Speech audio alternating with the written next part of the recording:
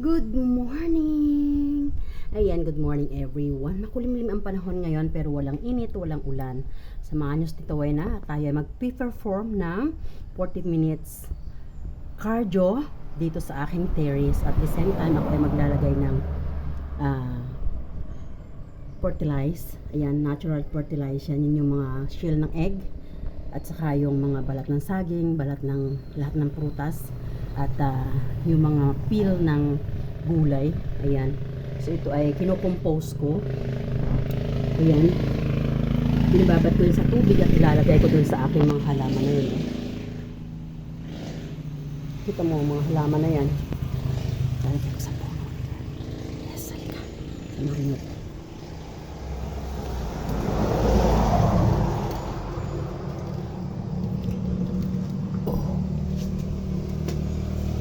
Sarap dito sa terrace namin.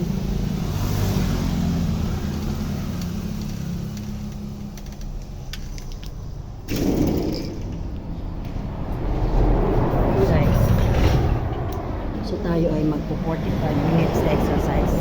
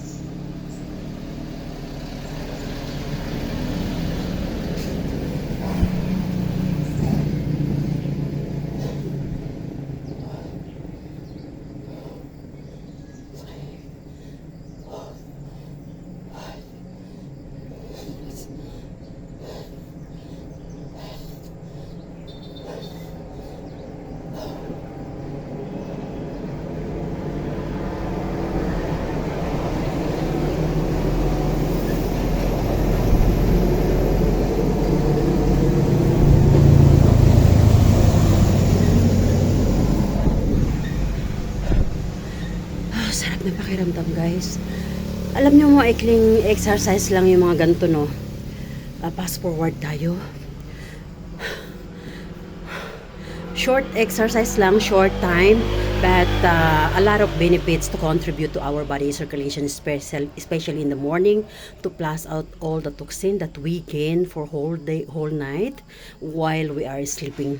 So we should, each of every one of us, guys, we should know that, no? Pag yung tayo ay natutulog, nagigain tayo ng negative energy. So, once we get up in the morning, pag yung nakapagmumog na tayo, kung tayo may mga special task, like ako, nag-prepare ako ng breakfast ng aking estudyante. So, kailangan ko muna i-prepare yung breakfast niya, and then pag nakaalis na siya, pag nakapasok na siya sa school, then I have to begin my cardio exercise. I shouldn't forget this. So praise the Lord today, I'm okay. Kasi previously, bali 5 days din ako naging sluggish. So, na-hits ako ng amoebiasis.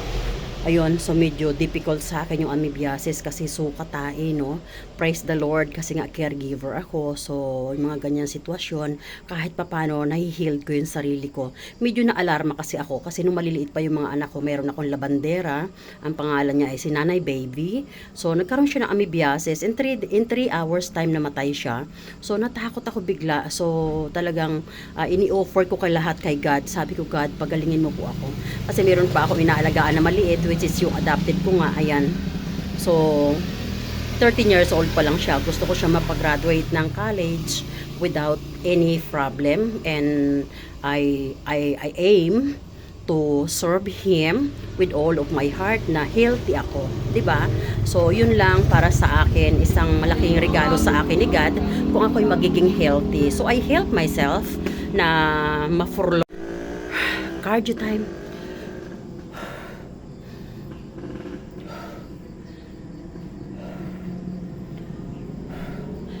Dito sa aking terrace.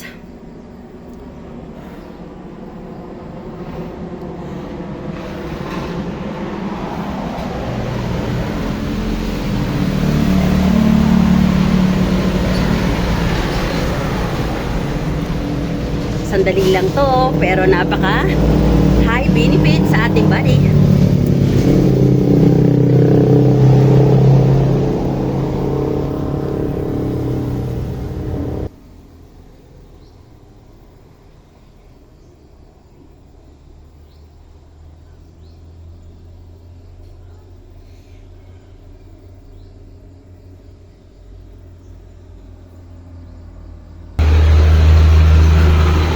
Bye, and thanks for watching. I love you all.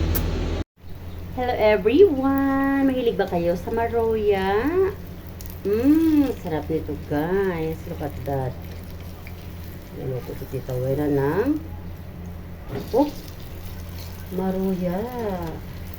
Ayan. Oh, diba? Ang galing ng pagkaluto natin. Ang sarap talaga ng paglutuan ng non-stick. Yes. Best friend na kami ng non-stick ko pagdating sa pagluluto sa maroya. Ganda ng pagkaluto, oh. Oh, diba? Iluluto natin, guys, yung ating buttered banana. At yun yung banana natin na binuksan. At dito meron tayong luto. Ayan. Luto na yan. Ayan. At mamaya, pag hindi enough sa amin yan, ay lulutuin ko pa rin itong aking freshly harvested na. Ayan, sarap nito, guys. Maligat yan. Ayan, kunin na natin. Ano lang natin. Tinatamad na kasi ako, guys, mag-ano ng strainer ng oil. Kasi daming hugasan eh. Oh, ayan. Magsalang tayo na panibago.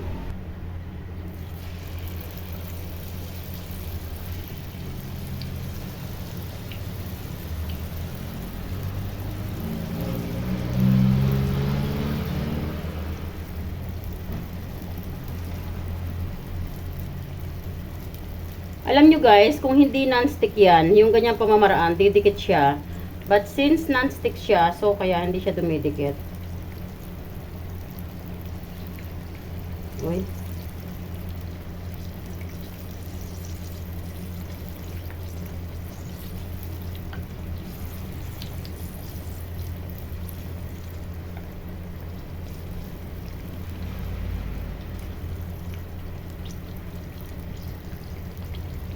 Ayan. Ilagay na natin sa medium heat. Ayan. And after 2 minutes, ibabalik rin natin yan. Jaran! O, diba? Oh. Maruya kay dyan! Maruya! Crunchy maruya. Sa Singapore, guys, kasi ang Singapore is a Singapura, no? Karamihan ng mga tao doon, mga Malaysian. So, ang tawag nila dito ay guring pisang. Yung guring is prito. Pisang is saging. Pritong saging. Guring pisang. Ayan. So, pag bibili ka doon ng maruya, sabihin mo guring pisang. Ayan. Sarap nito, guys. Look at that. Oh, very crunchy. Uhu. Ayan guys, ang ating maroya. And very soon, maluluto na yung nasa kawali. Look at that. Ayan guys, luto na rin ito. Kukunin na natin.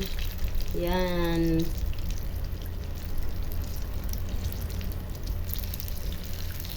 Tutuluin muna natin yung mantika para hindi masyadong oily. Oo. Laki, 'di ba? Laki ng maruya natin, oh. Iba talaga pag homemade. Size your own. Oh, 'di ba? Oo. Delicious. Ayan, natulo na 'yan. Wala na silang opya. Oh. Done! Ayan, tapos na ang ating maruya. Pwede na tayong kumain. O, diba? Maruya ni Tita Wen. Iba talaga pag homemade. O, tingnan nyo naman. Ay, ang lalaki nila. Kasing lalaki ko. O, diba? Very, very crunchy. At mayroon niyang special na timpla. Oha, sarap. Look at that. Yummy! Maruya! Oo. Sarap. Wala akong dahon ng saging, guys. Naubusan ako. Kaya wala siyang dahon ng saging.